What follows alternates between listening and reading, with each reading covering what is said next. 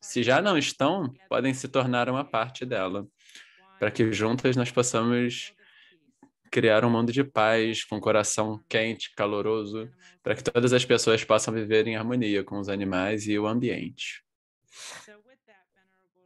Dito isso, venerável Robina,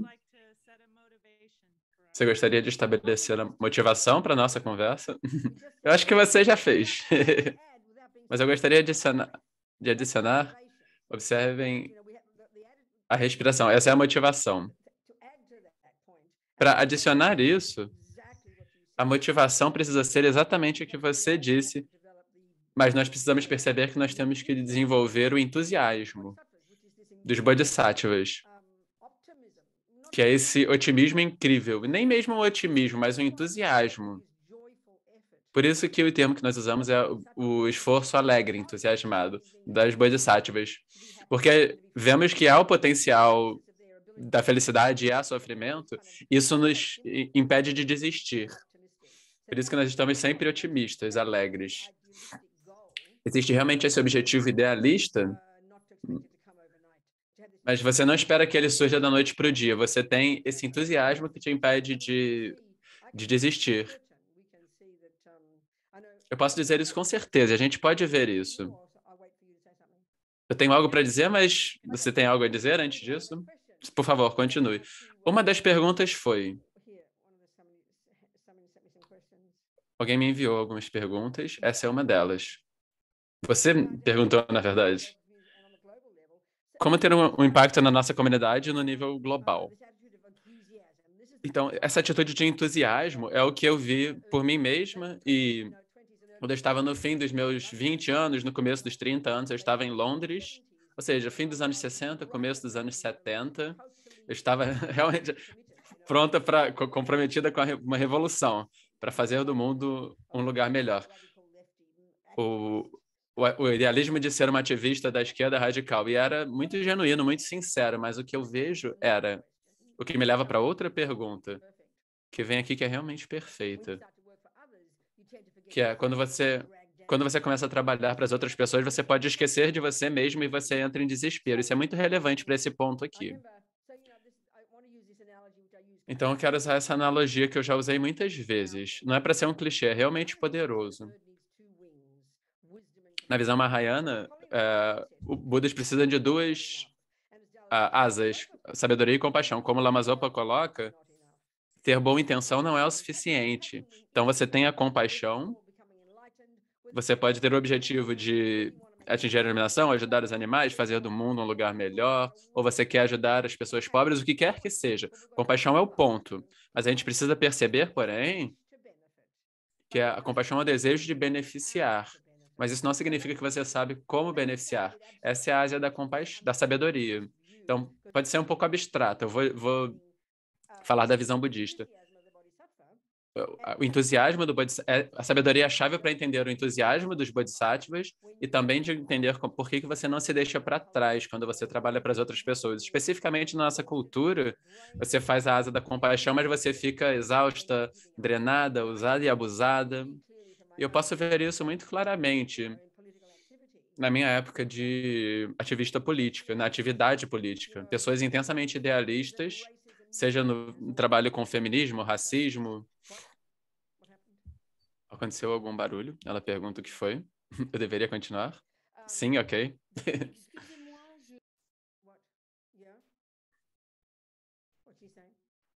O que ela está dizendo? Isso é a Venerável Robina falou.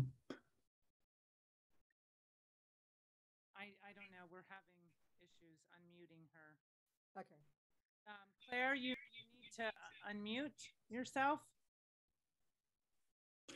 Claire, você precisa se desmutar. Isso é o que a Nicole falou.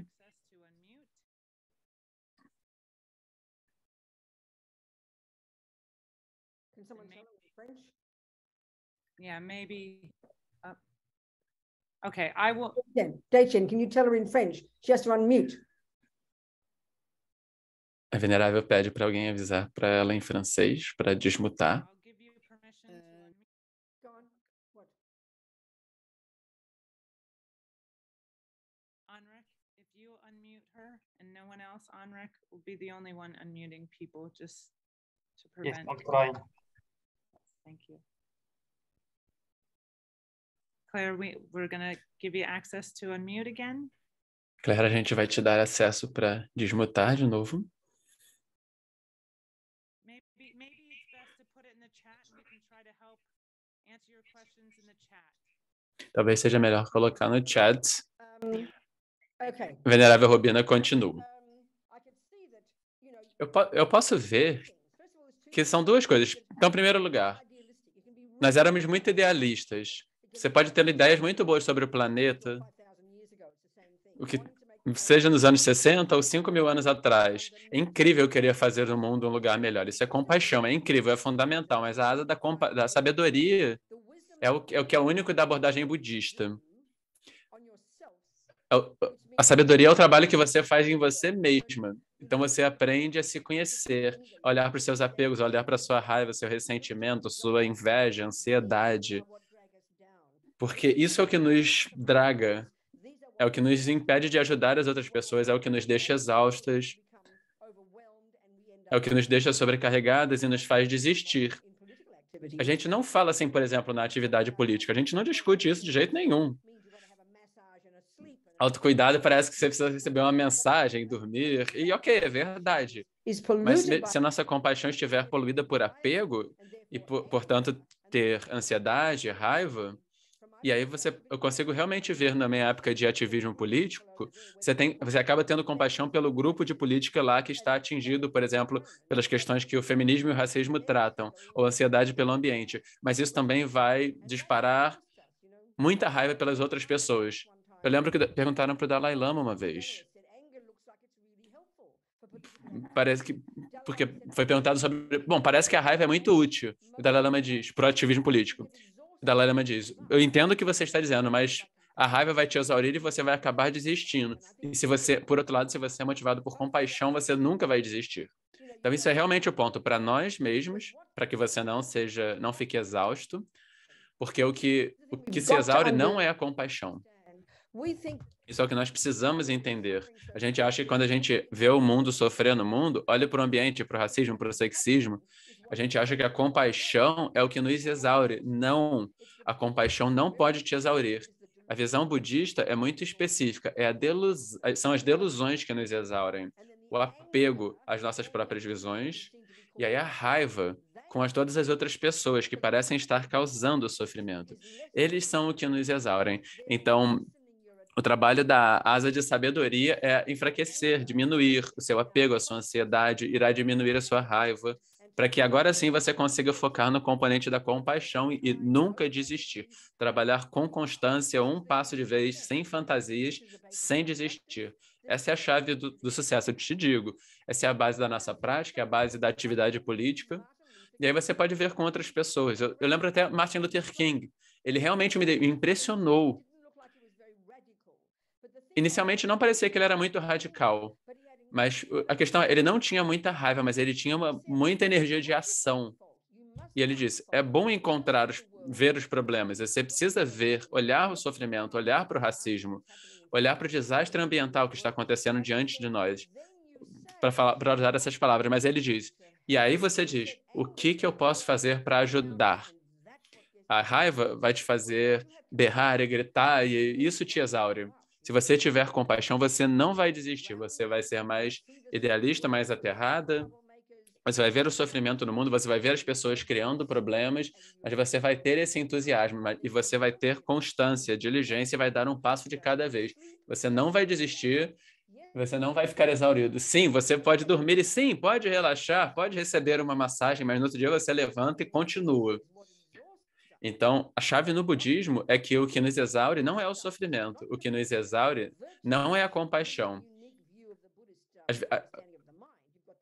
O que é único na visão budista da mente, na compreensão budista da mente, é que você tem estados virtuosos da mente que não tem como eles te produzirem sofrimento.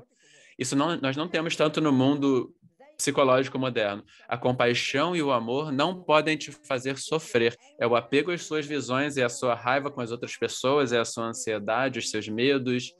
Essas coisas te exaurem. Essas coisas te fazem desistir. E essas coisas te derrubam. Por isso que a chave da sabedoria, que é o trabalho que você faz com a sua mente, tornando-a mais clara, mais contente, mais preenchida, portanto, mais capaz e mais compassiva. Esse é o meu ponto central. Isso é algo muito central da visão budista, é muito específico da visão budista. Isso te ajuda a ter constância e essa é a base de qualquer boa prática. Eu acho que é muito bom que as pessoas façam perguntas, é o que permite que as coisas se manifestem. Tem uma pergunta, se eu entendi, de Margaret. Qual é o mínimo da prática diária?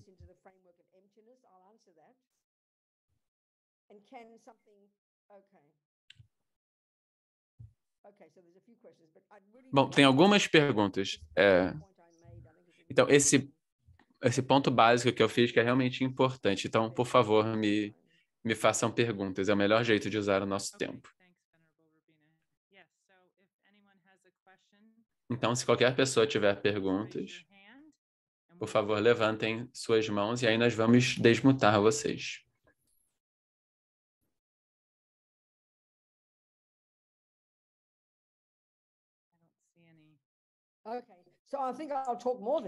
Então, eu acho que eu vou falar mais então sobre esse ponto.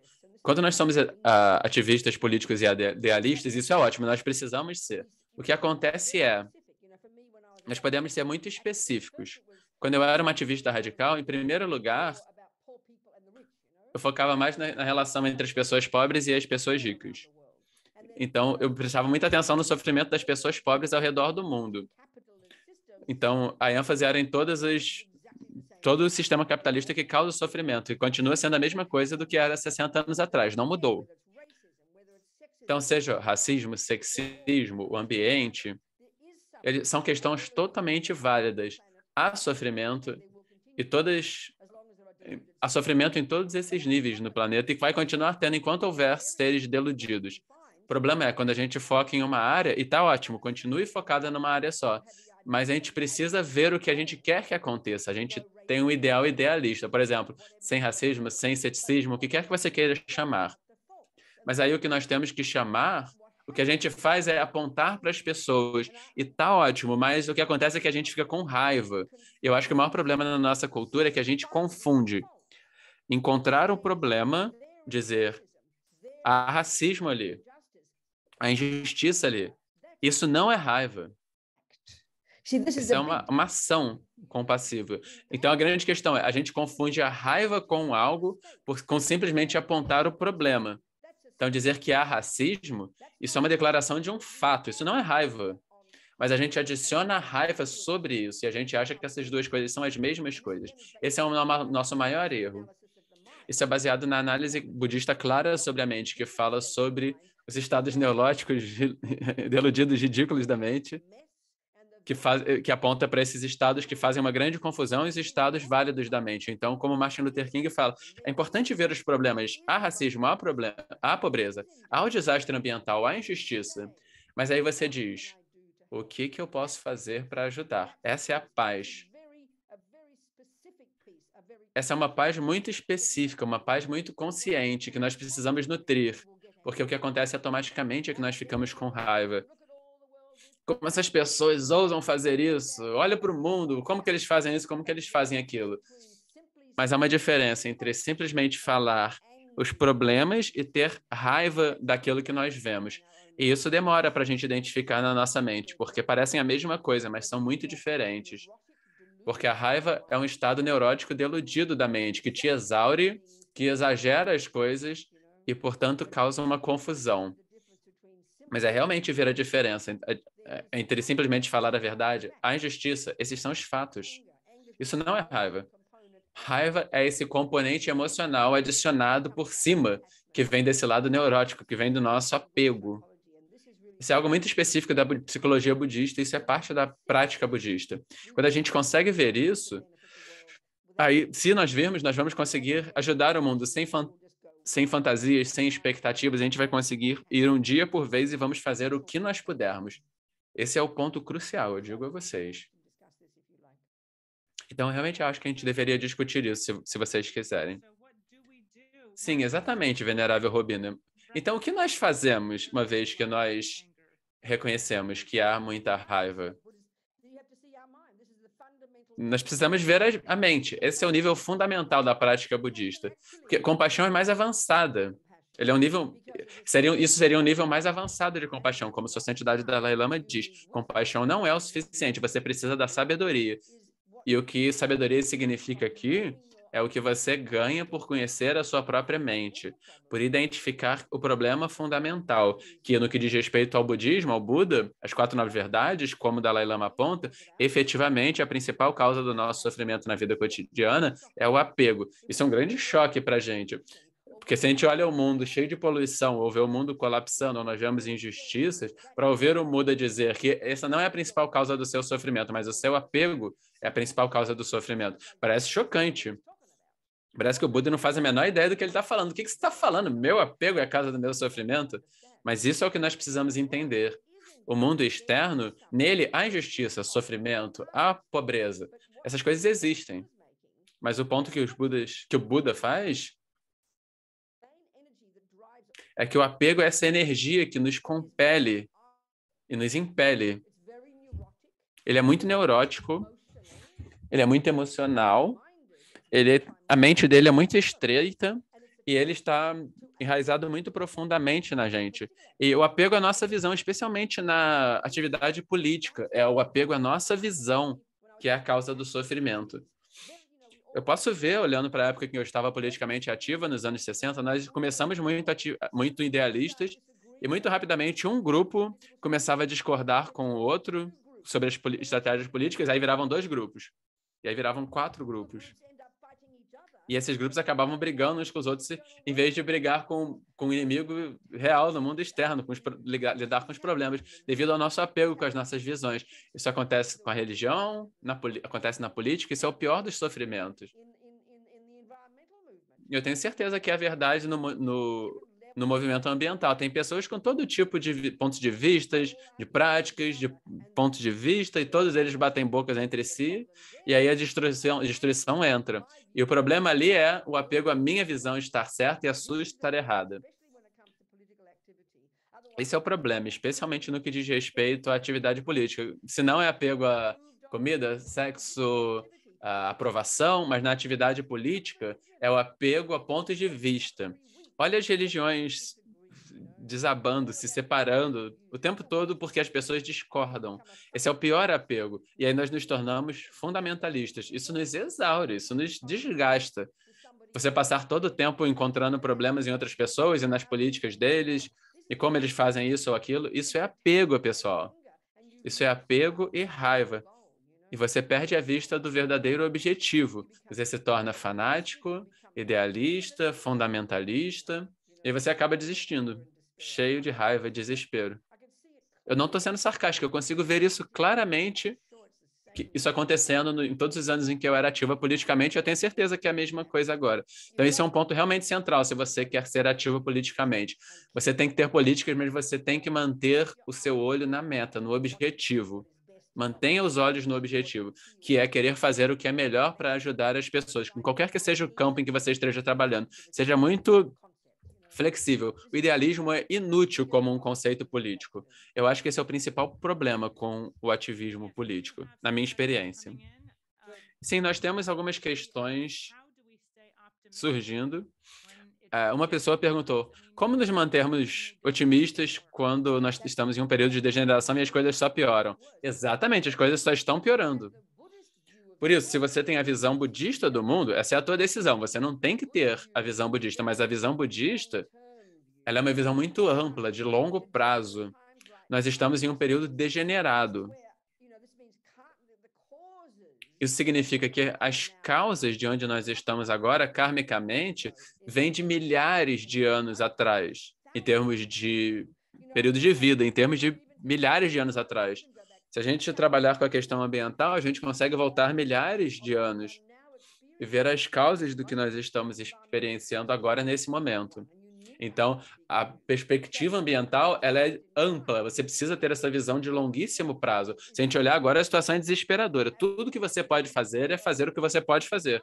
Se você tem a visão budista, você sabe que você vai ter vidas futuras e você precisa criar as causas para o futuro. Por isso que o ambientalismo é importante, porque ele pensa em longo prazo, mas você precisa ser realista. Mesmo a atitude de bodhisattvas desse otimismo, ainda mesmo se a situação pareça um desastre, ainda assim há algo que você pode fazer. Eu vou usar um exemplo.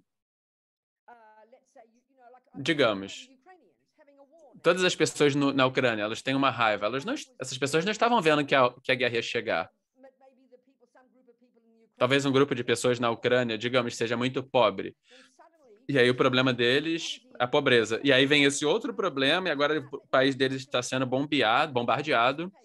Então você nem imaginava que ia surgir esse novo problema 15 meses atrás, mas agora você está nesse pesadelo. Então você ajusta as suas expectativas. Agora você está numa situação muito difícil, está no exílio, você precisa continuar se ajustando à realidade. Você não pode desistir por pior que as situações estejam. A sociedade foi bombardeada, você ajusta as suas expectativas para o que você pode fazer agora. Então, agora não tem moradias, você está numa zona de guerra. O que você pode fazer agora? Você não desiste. Não importa o quão ruins as coisas ficam, porque você tem uma pessoa que você pode ajudar. Você pode ajudar aquele cachorro, aquela formiga, aquela pequena pessoa. Não importa onde você esteja, você pode fazer algo que seja de benefício para as outras pessoas. Não importa o quão ruins as coisas estejam. Então, não tem nada errado em ter uma ideia idealista, mas quando as coisas desabam e o desastre está lá, o desastre é que quando a gente tem muito apego às nossas expectativas é que nós nos desesperamos. E aí a gente não consegue ver a luz no fim do túnel, e aí a gente se desespera. Então, não importa o quão ruins as coisas fiquem, não há vantagem em desistir. Não há vantagem nenhuma em desistir, porque a gente precisa continuar ajustando a nossa visão. Então, no momento, você é uma família pobre numa casa. E seu problema é não ter comida o suficiente. Agora vem um incêndio e derruba a sua casa. Agora, o maior problema nem é ter comida o suficiente. Agora, o problema é não ter um telhado sobre a sua cabeça. Então, agora você ajusta as suas expectativas e continua entusiasmado. Isso não é fácil, devido ao nosso apego. O apego não consegue suportar a dor. Mas não há escolha, a gente continua ajustando as nossas expectativas. Não importa o quão ruins as coisas fiquem na nossa vida cotidiana, no nível político, é isso, não há escolha. Muito obrigada. Vitali perguntou como reconhecer a diferença entre críticas válidas e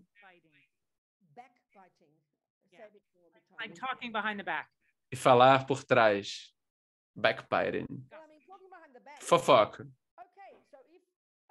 Bom, digamos, em um grupo de pessoas, em um nível político, tem um encontro e você tem um grupo de pessoas e vocês estão trabalhando nos mesmos objetivos políticos, ou pode ser na família também. É difícil, porque quando você fica com raiva dessa pessoa e você quer expressar isso para alguém, mas eu acho que é realmente importante pensar quais são os fatos. A raiva é uma interpretação emocional extra dos fatos. Então, digamos que alguém roubou o seu dinheiro. Digamos, uma das suas irmãs roubou o seu dinheiro. E aí você quer falar com outra irmã sobre isso. Tem uma grande diferença entre falar sobre os fatos para encontrar uma solução e simplesmente falar mal. É muito evidente, eu acho, a gente consegue ver a diferença. O componente da raiva é muito emocional. Você fica com raiva da sua irmã por ter pego o dinheiro e você fala sobre ela pelas costas. Eu acho que se a gente tiver bastante cuidado, a gente consegue ver a diferença. O real, se é válido, é que você quer encontrar uma solução, tanto em prol dos seus objetivos e da sua irmã. Essa é a grande diferença. O objetivo pode ser forte, mas ele é proativo e ele foca em querer encontrar uma solução. E ela não é apenas criticar, você quer encontrar uma solução. Eu diria que essa é a diferença. Muito útil, obrigada. Emma, da França, pergunta: é possível a pessoa ter compaixão com a natureza para ajudar animais e insetos a construir um novo caminho para verem o futuro com o coração a partir do coração? Aí ela diz que não entendeu. É possível ser compassiva com a natureza? Eu ouvi, mas eu não entendi a ideia. Eu preciso que a pessoa me explique o que ela está dizendo. Então, Franz, Venerável Robina, Às vezes é um pouquinho difícil na sala da França fazer a pergunta. É, eu não sei o que dizer, eu preciso de uma pergunta mais prática. Se a pessoa puder fazer a pergunta, por favor. Olá, Robina? Hello, excuse me. Difficult because is it possible to É be possível future world through compassion, to be compassionate to ter the compaixão insects and animals, por insetos e animais, to see the future and to pray that they could be ver o futuro e rezar para que esses seres... because we are En français, Emma, en français. excuse me. En français, in French is good. Go on. En français. Please, somebody can translate. A Robina pede para ela falar em francês. Est-ce que c'est possible d'envisager de transporter notre compassion à travers les animaux et les Se é possível a gente ter compaixão pelos animais, pelos insetos, sortir de nos concepts humains actuels pour le futur? eu não entendi o final também, nem em inglês, nem em francês. Merci. Est-ce que Dejan, can you translate, please? So see, Venerable Dechen is in another room. She's I in the know. front. Aí tem a Nicole explica que tem o problema das salas. You might have to move into the front room, or she can come out. Whatever's Uh, best. Just do it, please. Just do it. So- maybe I try to tell you in English another time. Yeah, try again. Okay, go on. Yes. Go on. Is Ela it vai tentar falar em inglês de novo. to imagine to develop my compassion É possível eu imaginar, eu desenvolver a minha compaixão pelos animais e pelos insetos, but for the future out of human concepts we have actually that I think to pray to the to build a bridge between me as an human now to speak to the animals and insects that they could create the causes for the future. I cannot quite understand, Emma, but my feeling is. eu não consigo entender, Emma, mas o que eu sinto são duas coisas. A compaixão no seu coração, que é incrível, mas o segundo fator é que os animais, eles não conseguem fazer muito, porque eles estão focados, momento a momento, em conseguir a sua comida e evitar serem machucados. Então, eu não acho que os animais conseguem fazer muito. O que eu acho que nós podemos fazer é proteger os animais e os insetos e não machucá-los. Esse é um trabalho duro, complicado. Esse é o principal. Eu acho que a gente não consegue fazer os animais produzirem muita coisa, agir, mas a gente consegue protegê-los. Esse é o ponto. Esse é o que você queria saber, Emma? Eu acho que os animais não têm como ajudar muito. Você concordaria com isso? O que nós podemos fazer é protegê-los. Isso é compaixão pelas criaturas. Criaturas, é protegê-los de danos. Esse é um trabalho tremendo para fazer. Esse é o trabalho mais tremendo, protegê-los de danos. É inacreditável. Se a gente puder gastar a nossa vida fazendo isso, isso é uma vida especial. Isso é o melhor que eu posso dizer, Emma. Obrigada. Outra pergunta, Nicole. Emily gostaria de saber como se tornar a observadora, consciente de nossos apegos. Quando nós vemos e começamos a entendê-los, como você sugere que a gente construa nossa consciência e o nosso pensamento? Bom, a prática budista básica é isso. Quando a gente pensa sobre a prática budista ou qualquer prática religiosa, a gente pensa basicamente em compaixão. E isso é absolutamente verdade, mas eu penso que isso é algo mais avançado no budismo, porque a compaixão não é só pelos animais, a compaixão não é só pelas pessoas pobres, a compaixão não é só pelas pessoas doentes, a compaixão é por todo mundo. Por quê? Porque todos nós estamos deludidos. A gente deveria ter compaixão pelas pessoas com raiva, pelas pessoas que causam danos, pelas pessoas capitalistas, pelos assassinos. Isso é realmente difícil. Essa é a grande compaixão, porque o Buda está dizendo: todos nós estamos sofrendo de um jeito ou de outro. E uma das principais maneiras que nós sofremos é porque nós causamos sofrimento aos outros seres. Então, se você não tem esse nível de compaixão até você entender a sua própria mente. Por quê? Porque a asa da sabedoria é compaixão também para você. Porque o Buda nos diz, no nível mais básico, nas 4 nobres verdades, o primeiríssimo ensinamento dele, ele está nos dizendo é que o nosso próprio sofrimento é causado pelo nosso apego, pela nossa raiva, ansiedade, inveja, depressão. Essas são as causas do nosso sofrimento. E aí, para o futuro, com base de ações negativas e machucar as outras pessoas, essa é a causa do sofrimento futuro.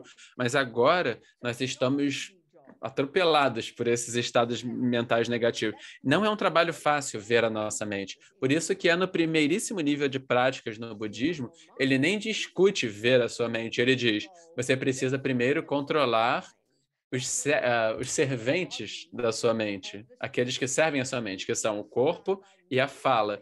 Então, a gente precisa, no mínimo, começar não mentindo, não matando, não roubando, não estuprando, não machucando as outras pessoas. Isso já é uma prática incrível, tremenda, imensa.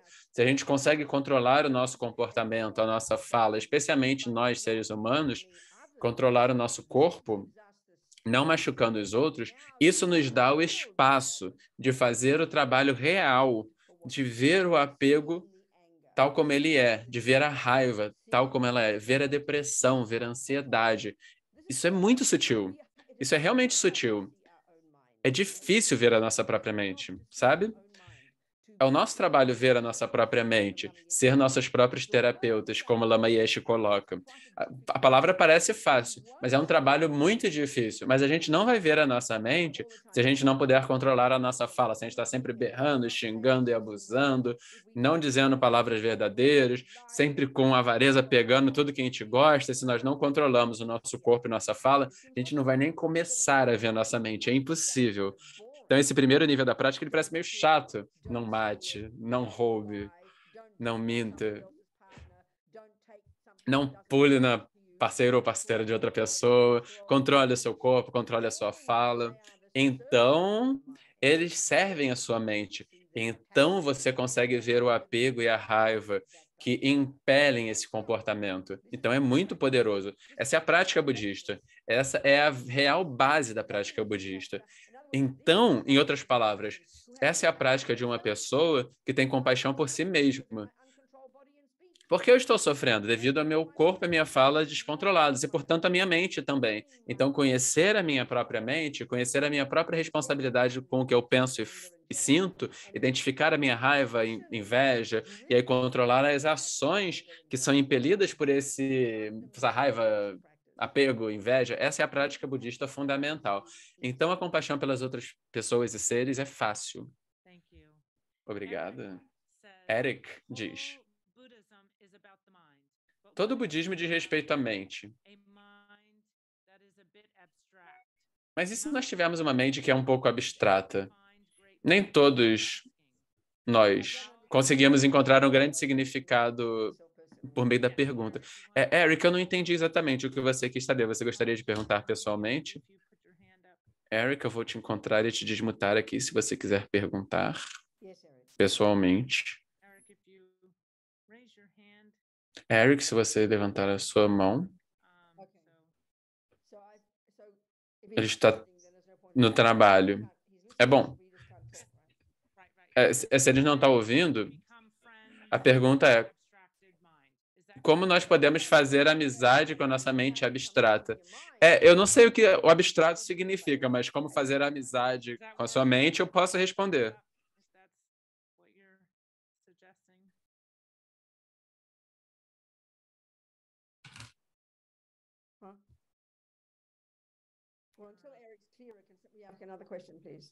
Enquanto isso, a gente pode ter outra pergunta. Como pais e mães, hoje em dia, a gente tem que lidar com a cultura do ódio espalhada pelas redes sociais. Como o Venerável falou, há muito ódio.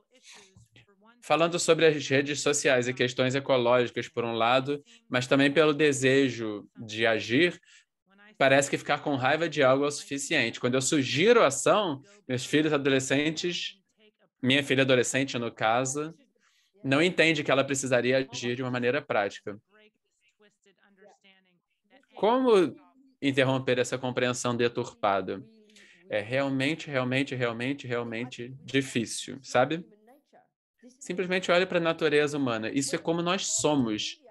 Antes das redes sociais, eu conseguia ver a mesma coisa, só é mais intenso agora. Quando eu era uma criança, não tinha redes sociais. Mas eu consigo te entender como pai e mãe também. Especialmente quando nós estamos conscientes e talvez as pessoas jovens não tenham consciência, que é ver os problemas. Então, olha as crianças nas escolas sendo malvadas umas com as outras. Veja o bullying, por exemplo. Se a gente puder entender o apego profundo, mais profundo que nos impele e todo esse funcionamento das redes sociais, isso aparece com muita força na nossa mente quando nós somos jovens, mas quando nós somos mais velhos também. Esse é o apego mais profundo de todos, que é o apego a estar no grupo correto. Nós temos o apego, o desejo de ser vistos como uma boa menina, o bom menino. Então, a gente quer a gente lida isso com diferentes grupos, nós estamos desesperados para ser vistos como alguém bom, ser aprovados. E redes sociais são completamente isso, você quer ser parte do grupo com o qual você concorda. Então, você tem pontos de vista o tempo todo. Você está falando constantemente sobre as coisas.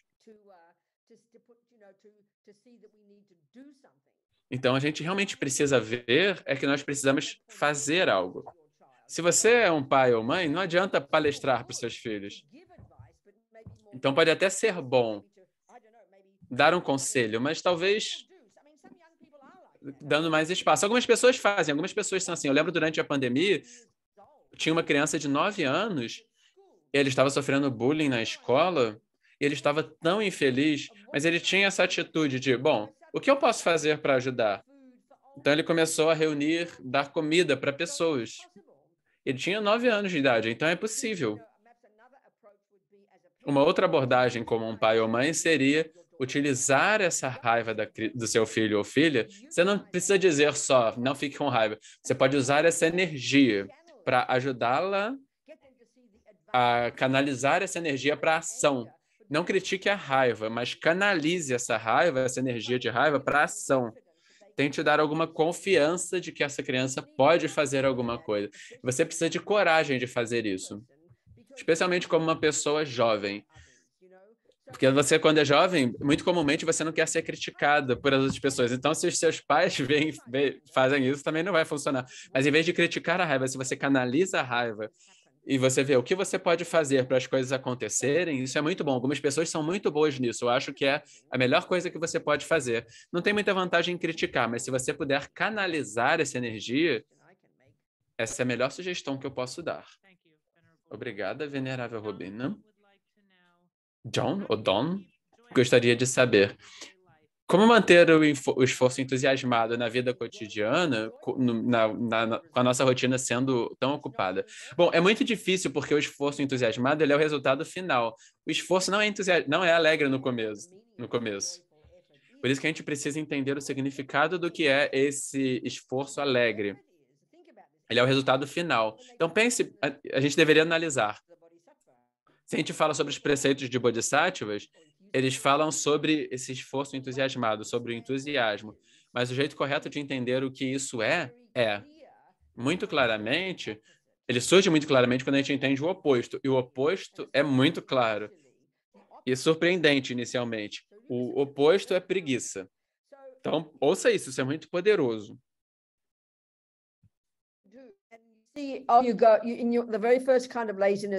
O primeiro tipo de preguiça é muito esforço. A pessoa não vai se incomodar. Isso demanda esforço demais. Se você analisa o que significa esse primeiro tipo de preguiça, o que demanda muito esforço é o que o apego não quer. O apego nesse nível é esse tipo primordial. O apego primordial é estar na nossa zona de conforto. O apego é não ter problemas. Então, assim que você faz um esforço, aquela parte de você não está feliz. Porque com esforço você precisa forçar além da sua zona de conforto, além da sua zona de conforto. Então, isso é o que o esforço é. E todos nós sabemos que você não consegue ser bem-sucedido em nada se você não fizer esforço. Mas você precisa fazer um passo de cada vez. E aí você vai acabar com um esforço alegre. Mas no começo não é alegre. É como ir à academia. A primeira vez que você vai na academia, você chega em casa e com tanta dor que você não acredita. Você descobriu músculos que você nem sabia que tinha. Não tem alegria nenhuma nisso. Mas em um sentido tem uma alegria porque você sabe que está progredindo. Então, quando você vai na academia, você precisa forçar contra a inércia do apego, que você preferiria simplesmente desistir porque você não gosta de fazer esforços.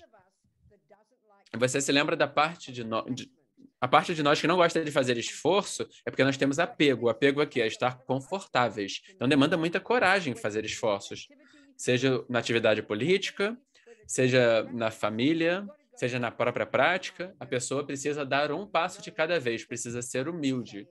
E aí nós precisamos saber, como nós dizemos no inglês, a prática leva à perfeição. Tibetanos têm uma maneira muito legal de colocar, que significa nada fica mais difícil com a prática. Você precisa ter essa confiança.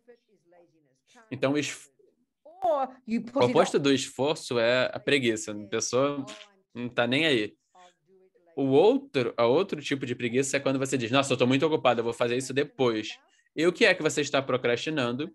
Aquilo que demanda muito esforço. Então, todas essas demandas, realmente, uma avaliação honesta, são uma avaliação honesta da nossa mente.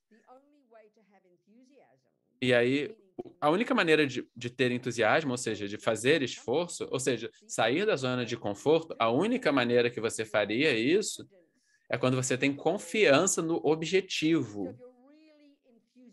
Então, se você realmente tem entusiasmo sobre o objetivo, se você sabe os benefícios do objetivo, então você vai fazer esforço. Gradualmente, esse esforço vai se tornar alegre. Ainda que nesse primeiro dia na academia, fazendo essa analogia, ainda que a dor seja horrível, você está satisfeita porque você sabe que está progredindo. É a mesma coisa com o ativismo político, é a mesma coisa com a nossa prática, é a mesma coisa com tudo na nossa vida cotidiana. Mas é um passo de cada vez. É algo muito consciente, otimista. Obrigada, venerável Robina. Tenzin Lama diz: se eu estou cercada de fofocas e de pessoas irritadas todo dia, como ter compaixão pelas pessoas que estão fofocando? Essa é a base da verdadeira compaixão.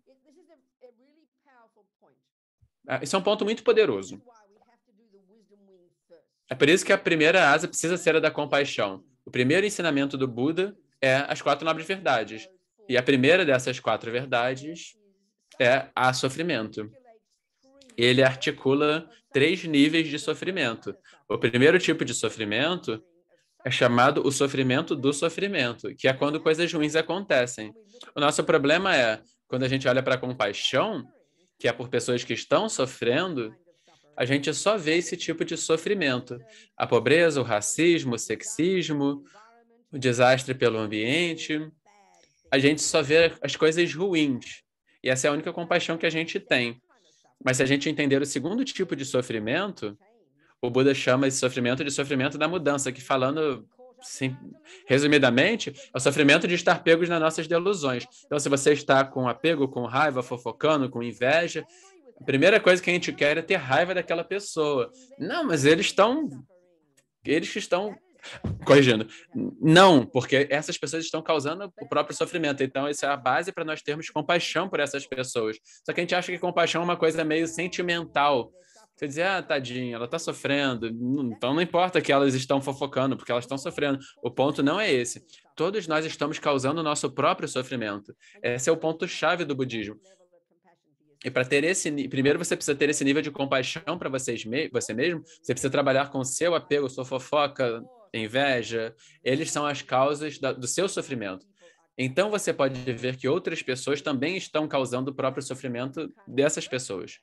Isso não significa que você não possa ser firme com essas pessoas, que não significa que você tem que se envolver nessa fofoca. Se você não consegue mudar, é melhor você pode se afastar. Se você tentar dar conselhos, talvez seja difícil porque eles não vão querer te ouvir. Mas se você olha na sua mente, no seu próprio apego, na sua própria fofoca, na sua própria raiva, na sua própria inveja, e você sabe que é por isso que você sofre, então você vai conseguir ver como essas pessoas estão causando sofrimento para elas próprias. Isso é o que é a verdadeira compaixão.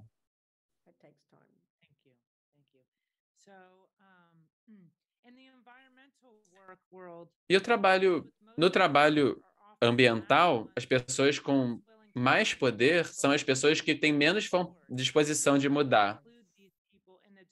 Só que elas estão do mesmo barco. Como a gente pode incluir essas pessoas na discussão? Essa pergunta vem de Portugal. É por isso que você precisa ter sabedoria na sua mente. Você não pode ter apego demais. O apego é frágil, é neurótico, você está se apegando à sua visão. E o fato é, você pode estar certo, esse que é o problema. Você sabe que você está certo na sua avaliação do problema, mas quando você está apegado a essa visão, isso te faz surtar. Você precisa abrir mão do apego a essa visão. Você mantém a visão, você não joga a visão fora, mas aí você consegue negociar com o outro lado. Por isso que o Martin Luther King era tão hábil. Ele nunca perdeu a visão do objetivo, mas ele não estava com raiva. Ele não ficou com raiva de outras pessoas. É por isso que ele conseguia falar com as pessoas racistas, com os políticos. Mas se você estiver com raiva e ficar facilmente perturbado, desista. Você não vai conseguir se comunicar com essas pessoas. Você precisa ser razoável. Isso é uma coisa muito difícil de ser, porque quando nós somos fanáticos com as nossas visões, nós estamos tão certos de que nós estamos certos. Só que se você gosta de estar certo, ninguém vai te ouvir. O problema não é estar certo. O problema é nós ficarmos apegados às nossas visões.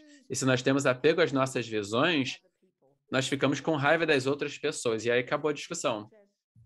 Então, essa é a chave do sucesso. Nós temos que ter entusiasmo, objetivos de longo prazo, mas também alguma empatia humana por essas pessoas, porque é com elas que nós estamos falando. Isso é muito difícil, mas é absolutamente possível. Só que quem é bem-sucedido, olhe para o Mandela, aquele homem maravilhoso. Você não consegue ter uma pessoa mais extrema no sentido de ser o exemplo perfeito. Ele conseguia falar com todo mundo e olhar para o sofrimento. Qualquer pessoa que tem muita raiva, muito apego, que tem muito apego a esses pontos de vista apegados e frenéticos, essas pessoas que conseguem, elas não têm tanto apego. Essa é a chave. Há uma pergunta agora pedindo sobre o que a lição do Om Hum. Bom, nos ensinamentos Vajrayana, se diz que a linguagem sânscrita é descrita como muito poderosa, como os sons mais puros. Então, eu vou falar um pouco mais. No Vajrayana, na explicação do Vajrayana, de como nós somos construídas, nós temos esse corpo grosseiro e a mente grosseira, que é a nossa consciência sensorial. E aí nós temos o que é chamado de um corpo sutil e uma mente sutil. E o corpo sutil é a base do sistema médico tibetano, por exemplo. É um pouco similar com o sistema chinês, com o sistema do Ayurveda. Se diz que nós temos 72 mil, aproximadamente, ou 74 mil canais num sistema nervoso sutil por todo o corpo. E por todo esse sistema nervoso sutil, há essa energia sutil dos planas. É o nível sutil da nossa fisicalidade, a energia dos nossos ventos. Essa energia dos ventos é o que o som é. Então, essa energia dos sons está conectada com os nossos diferentes estados de mente. Então, quando você diz qualquer som, você só diz um som porque tem ar lá. Então, em primeiro lugar, quando você fica em silêncio, isso é uma maneira de purificar sua fala. Uma outra maneira poderosa de purificar a sua fala e, portanto, produzir benefícios é recitar mantras. Então, os mantras são em sânscrito. Os tibetanos não traduziram os mantras em sânscrito, porque eles dizem que é o som mais puro, são os mais abençoados. Então, o marrom são as 3 sílabas essenciais que representam o corpo iluminado, a fala iluminada e a mente iluminada. São como a essência. Então, quando nós dizemos para abençoar a nossa comida, por exemplo, a gente recita o marrom. Então, o Lama Zopa diz, por exemplo, um osso, mesmo que ele tenha 1000 anos de idade, se você recita algum mantra, ou marrom e algum outro, você abençoa a sua fala e você assopra nesse osso. E se diz, o que quer que seja essa consciência daquele corpo morto 1000 anos atrás, qualquer que seja essa consciência agora, vai receber os benefícios. Mesmo vai receber as bênçãos desse mantra que você recitou para esse mantra agora, onde quer que esteja aquela consciência agora. Então, recite mantras nos ouvidos dos seus animais. Se diz que isso é uma bênção incrível para esses animais, porque o sânscrito é visto como incrivelmente poderoso. Então, o som é mantra, e ele pode ser muito benéfico. Isso é uma explicação geral. Obrigado. E aí, ela continua perguntando, isso nega, os mantras negam os karmas negativos criados pelas ações negativas? Tudo que você faz com a sua mente, como Lama Yeshe diz, a gente cria negatividades com as nossas mentes. E essa negatividade é purificada quando a gente cria positividade com a nossa mente. Então, o pensamento de compaixão, digamos que você está no mercado no açougue. E aí, se você adiciona compaixão, você pensa no sofrimento dos seres sencientes, e aí você não matou aqueles animais. E aí você recita mantras para os animais que morreram, para os açougueiros. Você está beneficiando, você está purificando com a sua mente, porque você gerou compaixão, com certeza. Ok. Então ela diz,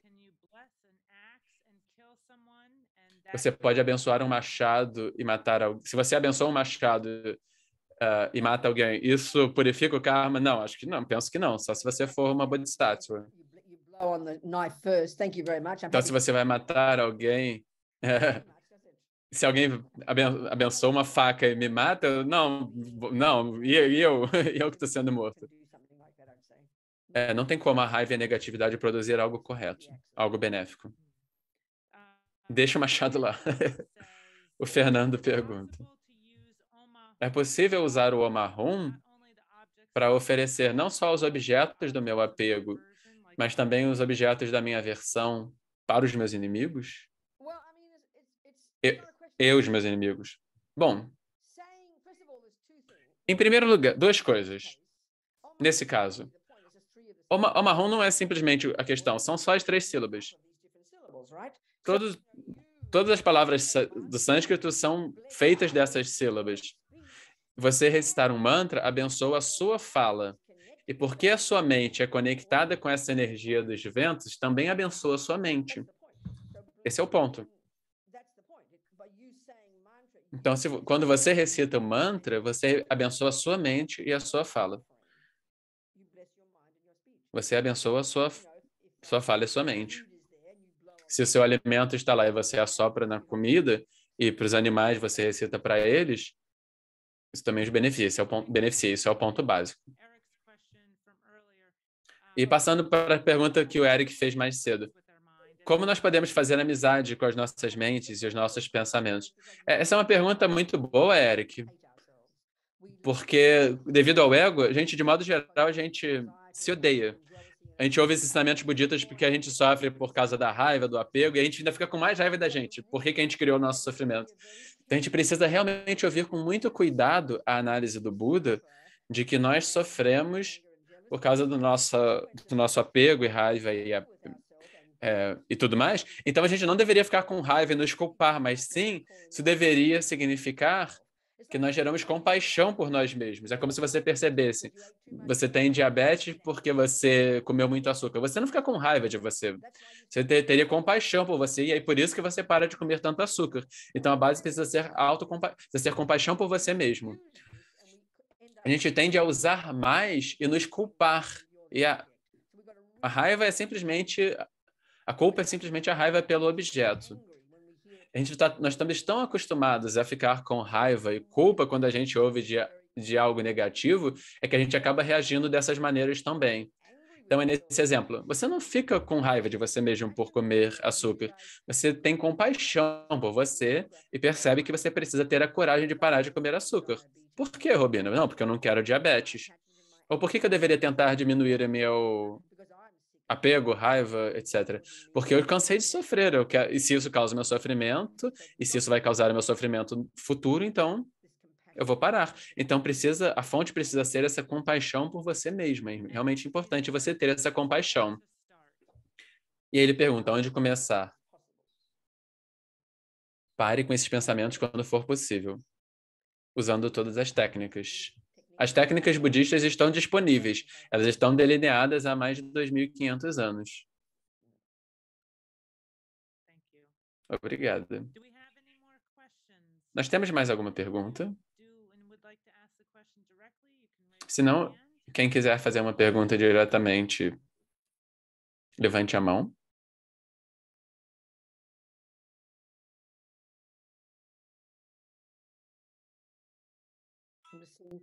Who else? I'm seeing who's here. There's Norma. Hello, Norma. Hello, A sweetheart. Norma está aí? Olá, Norma, querida. Feliz de te ver.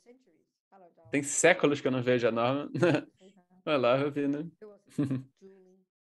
Julie, quem mais está lá? John, Tony, Hans, Will. Hi, Will. Julian. Qualquer pergunta que vocês tenham. Você fez uma frase, mas não tinha.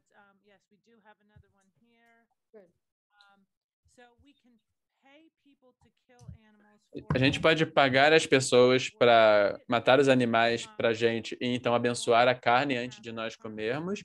E aí nós não vamos ter o karma para repetir, para renascer como animais em sofrimento. Eu acho que não é tão simples assim, não é uma questão tão preto no branco assim. Tudo que a nossa mente faz nos programa. Tudo que a nossa mente faz nos programa. Isso é uma boa forma de dizer o que o karma significa. Tudo que nós pensamos e dizemos a cada milissegundo nos programa. Ou como eles diriam no budismo, deixa sementes na mente. Nós produzimos as pessoas que nós nos tornamos. Então, nós tendemos a ouvir o budismo da mesma maneira que a gente ouve a religião como sendo assim, se você fizer isso, isso e isso, aí você vai ser bom e vai ganhar um prêmio, uma recompensa, e se você fizer isso, isso e isso, você vai ser pego e vai ser punido. Mas não tem um conceito no budismo, não tem nenhum conceito de punição e recompensa, porque não tem aquele que pune e que recompensa. Nós somos as chefas. Então, se você matou aquela galinha e eu assopro na carne e aí eu tô livre, escapei. Isso é meio ingênuo, isso é bizarro, é arrogante, bizarro, né? Não dá para falar assim, é sem sentido. É como se eu estivesse pensando, se meu médico disse, tá ok, Robina, você pode comer açúcar, você não vai pegar diabetes. Essa é a atitude que nós temos, como se o médico falar isso, ou a médica, aí não fosse ter as consequências.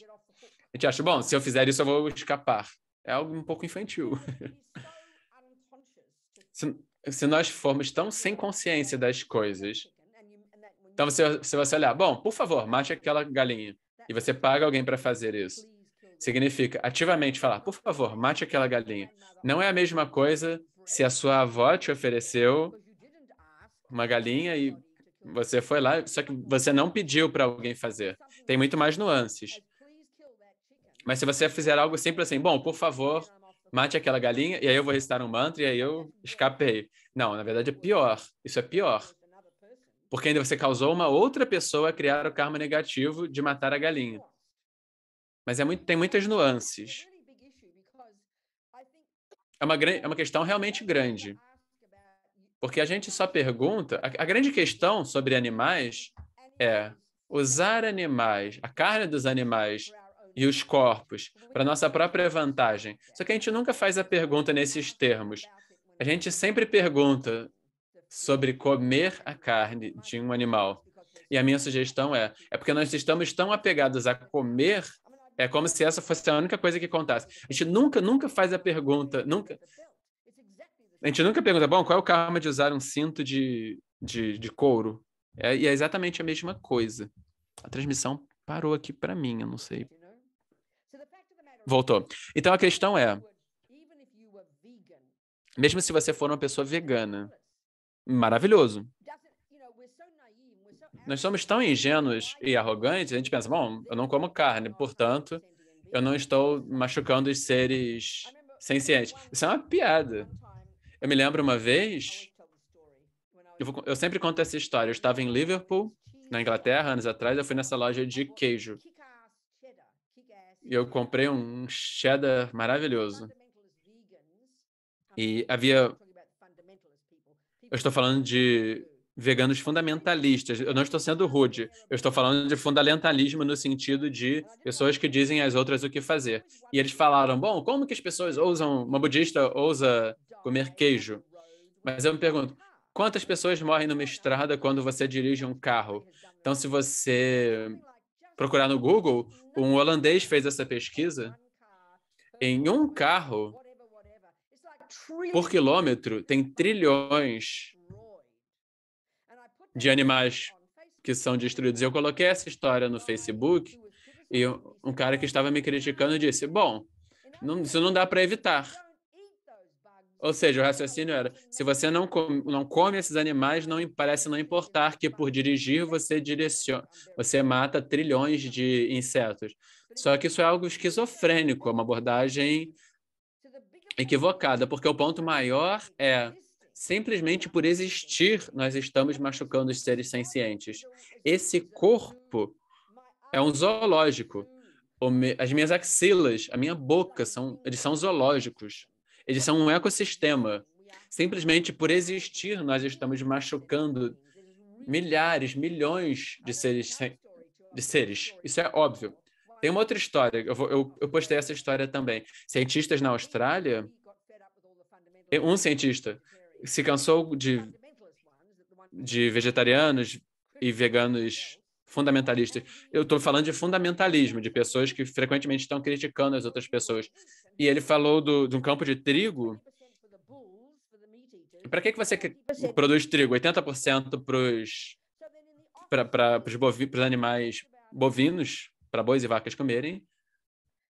E ele falou de como havia uma praga de ratos que iam nesses campos. Eles estavam lá, e é claro, antes de você plantar o trigo, o que você ia fazer? Você matou milhões de campos desses ratinhos que estavam lá. E aí você pensa, bom, não dá para evitar isso. Só que isso é completamente insano. Então, não pense que você é tão salgado simplesmente porque você não come carne. Simplesmente por existir, nós machucamos uns aos outros. Então, a questão é o que fazer com isso. A questão é, tudo que você pode fazer é começar com você mesmo e, no mínimo, desenvolver a atitude, o desejo de não machucar os seres sencientes. Você não consegue fazer mais do que isso para começar. Então, politicamente, faça o que dá para fazer. Como ter compaixão e fazer o que você puder para que nós paremos de machucar os seres sencientes. Então, isso realmente precisa se tornar algo consciente. Então, eu argumentaria que a pessoa pode comer algo, uma pessoa que pode até comer algo de vez em quando e pratica todo dia e tem realmente compaixão e tenta evitar os danos, eu diria que essa pessoa é uma praticante realmente boa. E se você é um fundamentalista vegano, mas não liga para os insetos e para esses ratinhos dos campos, isso é uma abordagem deludida. Então, a gente precisa começar com a nossa própria mente, começar tendo compaixão pelos animais e criaturas e insetos e fazer tudo o que nós pudermos para não machucá-los, minuto a minuto a minuto. Esse é o ponto maior. Então, a Melissa está lá e a Tisha está lá. Você tem perguntas para fazer, Atisha? Obrigada, venerável. Quando eu varro o chão, tem muitas formigas. O que eu posso fazer? Porque eu preciso varrer o chão. Às vezes, tente ser gentil, tente usar uma vassoura suave. Tudo que nós podemos fazer é o que nós podemos fazer. Tenha consciência de que há seres vivos lá. Então, tente usar uma vassoura suave, recite mantras na direção deles, e tudo que você pode fazer é tentar ter consciência. E veja os seres sencientes e faça o seu melhor para não machucá-los. Isso é tudo que a gente pode fazer. O que você pensa? Sim, eu fiz isso. Mas às vezes sem a intenção, eu não sei como não machucá-los. Você faz o seu melhor, Atisha. Você faz o seu melhor, querida.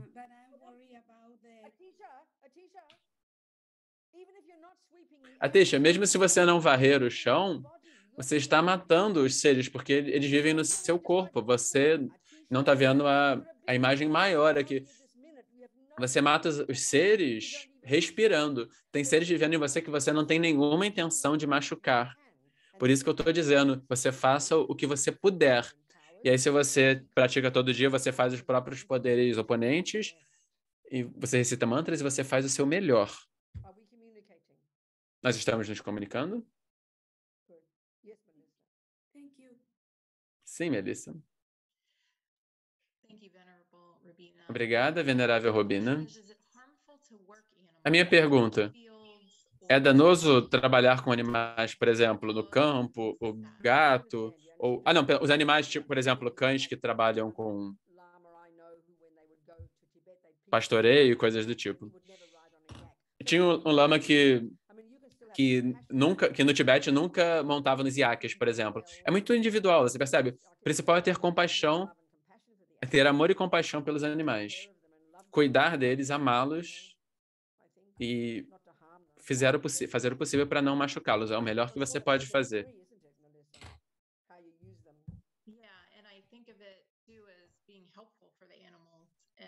Fiquei pensando como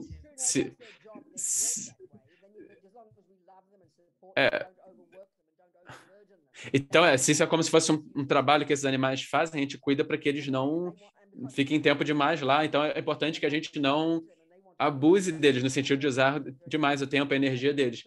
Se os animais querem nos agradar, isso é virtuoso para eles. Mas a gente pode recitar mantras na orelha, nos ouvidos deles. Tem muita coisa que a gente pode fazer para retribuir a bondade deles. Mais alguém lá? Não...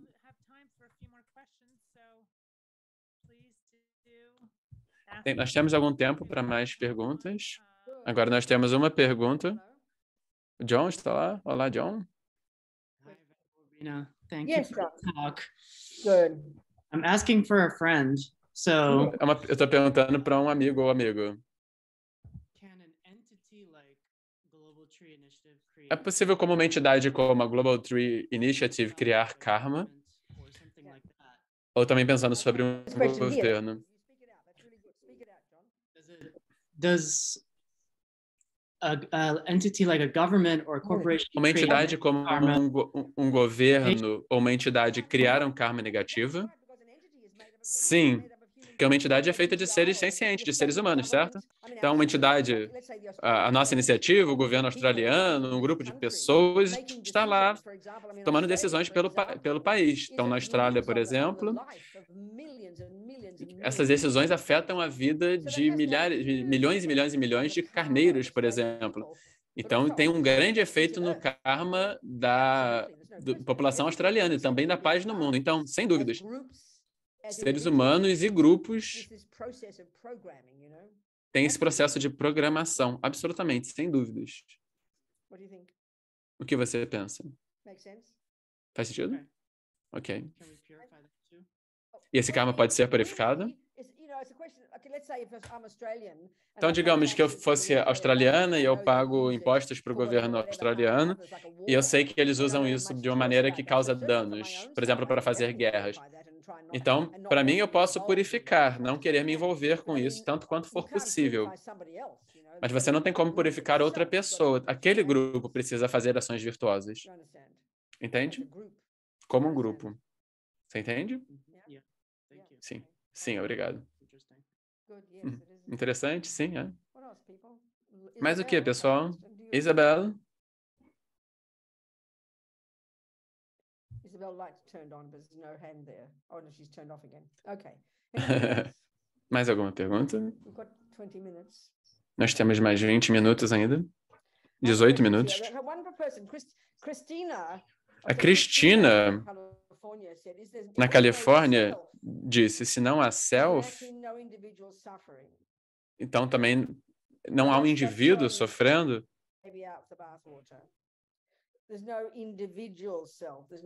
Não há um self individual, não há um governo australiano inerente, não tem um eu inerente, não há uma bondade ou maldade inerentes, não há sofrimento inerente. Mas algo ser vazio não contradiz a existência.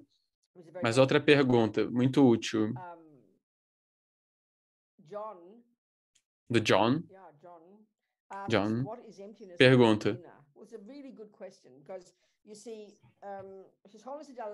É uma pergunta sobre iniciantes. Sua Santidade Dalai Lama diz, vacuidade para um iniciante.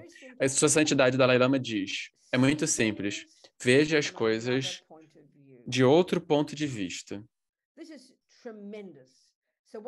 Isso é incrível. O que isso significa? Porque nós não temos a realização da assim chamada vacuidade, porque nós não temos a realização de que as coisas existem de uma maneira interdependente, porque nós temos a visão oposta, que é essa visão fundamentalista, preto no branco, eu estou certo, você está errada. Essa é a visão fundamentalista dessa ignorância primordial dentro de nós que não consegue ver que as coisas têm mais nuance. As coisas têm muito mais nuances do que simplesmente ser isso ou aquilo. Quando eu digo que as coisas são assim, preto no branco, isso e aquilo, somos fundamentalistas, isso é um desastre, não é espaço. Então, tudo que a sua santidade está dizendo é as coisas, porque as coisas não têm esse tipo de posição fixa, porque as coisas não são tão preto no branco, porque as coisas têm mais nuances do que isso, então você pode olhar para uma certa situação. Você está com raiva do seu marido porque ele deixou o chá dele cair. Você está, alguma coisa que ele fez no chá. Então, você fica com muita raiva. Você pode ver a mesma situação de um outro ponto de vista. Às vezes você não tem escolha. Algo muito... Se você não tiver como mudar algo, tudo bem, você pode pedir para o seu marido lidar diferente com o chá. Mas você também pode olhar de um outro ponto de vista.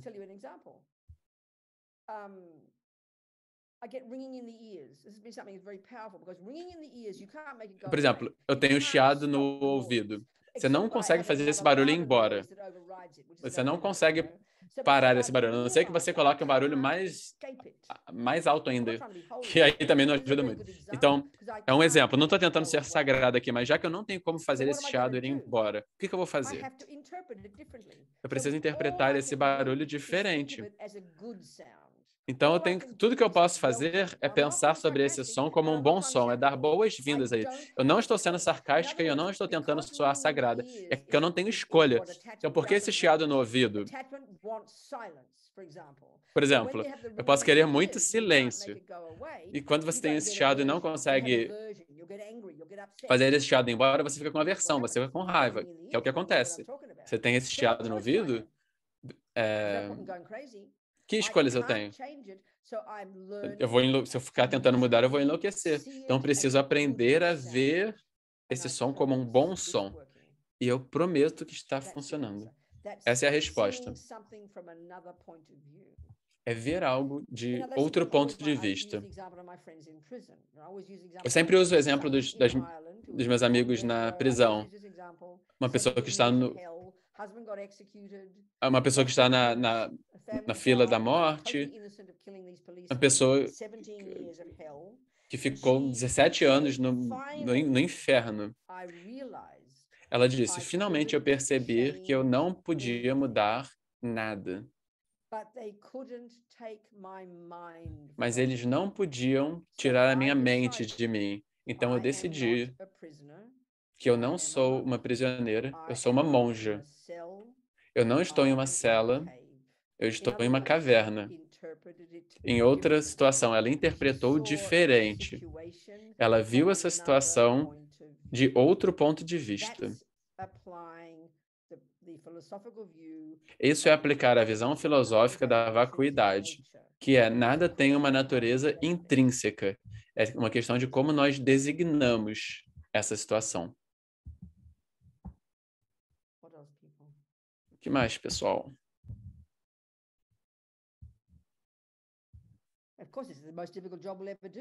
Claro que esse é o trabalho mais difícil que nós vamos fazer a vida toda, porque a gente quer acreditar que nossa visão está correta. Adriane perguntou, como lidar com alguém que você tem uma briga com uma pessoa? Você não odeia a pessoa, mas você não vê um bom motivo para seguir com a amizade. Não, totalmente apropriado. A gente precisa saber. Se nós somos bodhisattvas de um nível super elevado, a gente vai ter amor e compaixão por todo mundo e ninguém vai poder nos machucar. É absolutamente garantido. Mas como nós não estamos nesse lugar ainda, a gente precisa saber qual é a nossa capacidade agora. Então, se tem alguém com quem nós brigamos ou alguém por quem nós temos muito apego. Você pode ter apego ao álcool. Ninguém esperaria que você abra mão do apego enquanto você continua bebendo álcool. Você precisa se afastar do álcool. É a mesma coisa com as pessoas. A nossa tragédia é que nós não temos esse nível de senso comum. A gente, às vezes, fica em relacionamentos desastrosos e a gente continua voltando como um inseto no fogo. E a gente acaba matando uns aos outros. Então, se você percebe que tem muita raiva ou se você não consegue lidar com a raiva dessa pessoa por causa da sua raiva, você percebe que você precisa se separar dessa pessoa, precisa se afastar dessa pessoa. Mas a gente evita fazer isso porque a gente pensa, eu não quero perturbar essa pessoa. O que a gente realmente não quer é que as pessoas nos critiquem. Então, a gente precisa ter coragem de tomar essa decisão, porque as pessoas vão te criticar. Você precisa saber qual é a sua capacidade no momento. Isso é algo muito fundamental na sua prática. Isso é sabedoria. Mas faça pelos motivos corretos.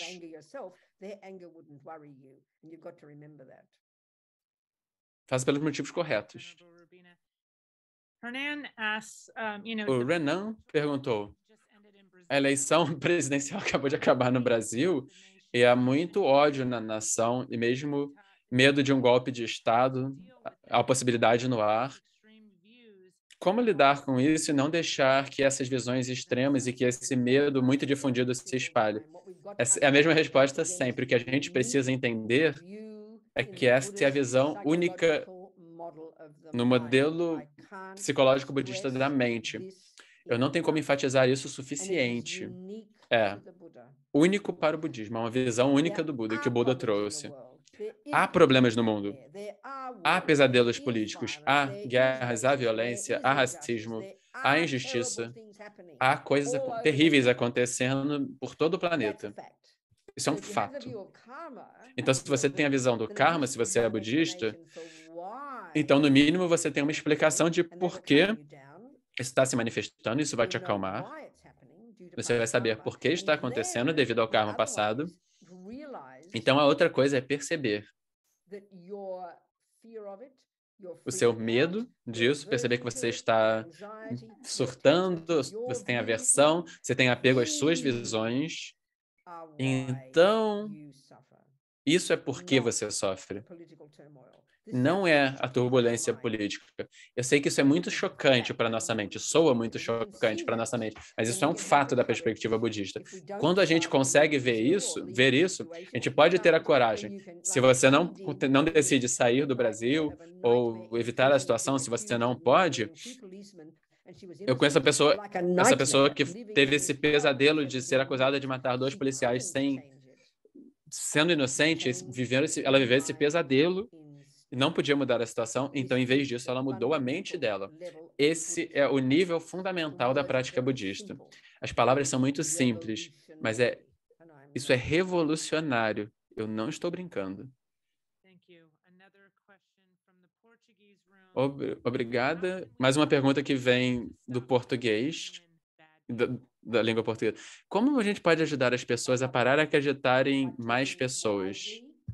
Amando-as, falando de maneira sábia, em vez de criticar, não surtando, entendendo a mente delas e dando alguns fatos para ela, e também mostrando empatia com elas.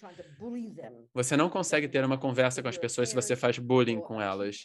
Se você é um pai ou mãe, professora, uma pessoa amiga, agindo dessa maneira, você não consegue ajudar. Você não deve ter medo das visões delas. Eu estava falando com uma pessoa uma vez em uma reunião, um encontro, e essa pessoa era supremacista branca. E eu comecei a fazer perguntas. Eu não surtei. Foi fascinante. Primeiro eu tive que reconhecer que tinha todas essas ideias, essas teorias da conspiração, essas ideias loucas. Se você surtar com essas ideias, é um pesadelo, porque você vai bater a boca e gritar. Qual é o sentido? Eu fiquei lá ouvindo esse cara, reconhecendo que é um ser humano com visões completamente ridículas, mas ter alguma empatia por ele com visões. Senão, como que a gente vai conversar? E aí, se você perceber que tem coisas que você não consegue ajudar muito, porque a mente dessas pessoas está muito fixada, rígida, aí você pode amá-las mesmo assim. Obrigada. Última pergunta de Eman.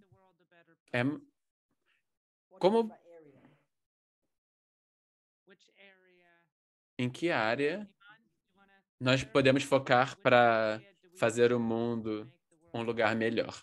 Aí a Venerável pergunta, como assim área? Pergunta do Iman. Eu digo áreas, por exemplo, plantar árvores, trabalhar com as pessoas. Entendi, ótimo, Iman. Eu acho que depende da situação que está na sua frente. E um país pode ser as árvores, e outro país pode ser a pobreza. Então, todos nós temos as nossas experiências distintas, Iman. Você pode ver isso na sua própria vida. Então, você precisa ver o que está diante de você, o que está no momento. Digamos que você vai para outro país, aí as situações com as quais você vai ter que lidar vão ser diferentes. Tem injustiça e sofrimento onde quer que a gente olhe. Então, a gente precisa lidar com o que está diante de nós e fazer o nosso melhor com aquela situação. Eu lembro uma vez, na América, eu estava envolvido em uma conferência. Eu estava envolvida com o projeto Liberation Prison. E as pessoas religiosas estavam fazendo uma conferência e elas estavam de saco cheio dos cristãos fundamentalistas dominando essa conversa. Então, todos esses grupos, tinha muçulmanos, budistas, cristãos, todas essas pessoas fazendo o melhor que elas podiam. Mesmo um grupo com poucas pessoas, faziam o melhor que elas podiam. Eu acho que todas as coisas pequenas importam. Você não precisa ter grandes ideias. Depende da sua situação e do que você pode fazer. Tudo que você fizer pode ser útil. Essa é a minha visão, Iman. O que você pensa? Ele concorda. Obrigada. E agora eu gostaria de apresentar o Javier Torres para ele falar algumas palavras sobre o Global Tree Initiative, a iniciativa global de plantar árvores. Ele é de Porto Rico, e ele tem sido uma parte muito importante da nossa organização. Obrigado, Nicole. Como a Nicole disse, eu sou Javier. Eu sou coordenador regional da Global Tree Initiative aqui em Porto Rico. Eu tenho sido parte da Global Tree Initiative desde o começo. Eu plantei árvores no passado, aqui em Porto Rico, e também no Nepal, com a ajuda da Nicole e Satamanpal, algo assim, e uma outra pessoa. Em 2021, eu tive a oportunidade de viajar para a Itália, e lá eu encontrei Ossel, Hans, Jackie e Julie Caldwell. Olá, Julie, eu vi a Julie aqui. E nós tivemos um momento muito belo lá. No último abril, a gente viajou para o Panamá, no trabalho lá com o GTI, de plantar florestas sustentáveis. De lá eu fui para Conchapinos. Encontramos novos parceiros lá. Então, eu gostaria de agradecer todo mundo. Gostaria de agradecer Robina, Jackie, eu vi a Jackie lá. Gostaria de agradecer todo mundo por estar aqui. Um agradecimento especial à venerável Robina, que trouxe palavras muito inspiradoras e pensadores muito inspiradores. Nós gostaríamos de agradecer também Nicole por organizar esse belo evento. Nós gostaríamos de dizer um oi para o Hans, por ser o nosso diretor também. Olá, Hans, bom te ver. E por fim, eu gostaria de convidar todo mundo a visitar o nosso site, plantgrowsafe.org. plantgrowsafe.org. Está no chat. E aprender mais sobre o nosso trabalho, sobre a nossa comunidade global. Esse site é a nossa plataforma. E esse é um lugar onde nós nos conectamos uns com os outros. E, novamente, eu espero vê-los em breve novamente. Eu só gostaria de expressar minha admiração por todo mundo envolvido. Eu acho que vocês estão fazendo um trabalho maravilhoso. E eu acho que esse é o ponto, Iman. Eu acho que todas as pequenas coisas que nós pudermos fazer não são desperdiçadas. Em um nível pessoal, com certeza, mas eu penso também que no nível global. A gente não deveria ficar idealistas demais, a gente deveria manter o nosso idealismo, mas nós deveríamos nos deleitar, nos alegrar. E ela agradece todas as pessoas que estão trabalhando, continuem, sigam em frente, sigam em frente. Por um lado, nunca percam de vista a visão de longo prazo e, por outra parte, deem cada pequeno passo por vez e se deleitem com cada pequeno passo. Não importa o quão ruins as coisas fiquem, se deleitem com cada passo. Muito obrigada, Venerável Robina, por estar aqui hoje. Obrigado a todas as tradutoras por estarem aqui hoje, tornando essa conversa disponível. A gente pode também dedicar os méritos por compartilhar os votos de Ecosattva. É um pequeno voto, se vocês quiserem se juntar a esses votos. Comprometo diariamente, a me comprometer diariamente com a cura de nosso mundo e o bem-estar de todos os seres, viver na Terra com mais leveza e menos violência em termos de comida, produtos e energia que consumo, obter força e orientação da Terra viva, de nossos ancestrais, das gerações futuras e de nossos irmãos e irmãs de todas as espécies. Apoiar as outras pessoas em nosso trabalho em prol do mundo e pedir ajuda quando necessário. Manter uma prática diária que clarifique a mente, fortaleça o nosso coração e nos apoie no cumprimento desses votos. Obrigada a todos novamente.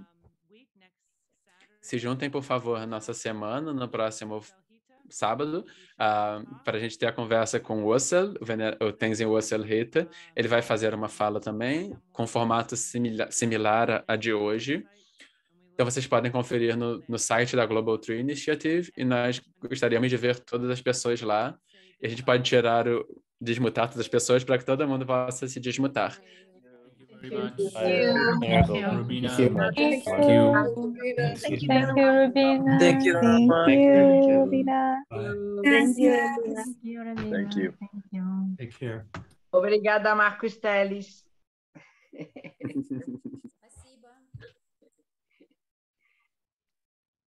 Thank you so much, Reverend Rubina, and thank you, everybody. Thanks, everybody. Take care. Nice to see you all.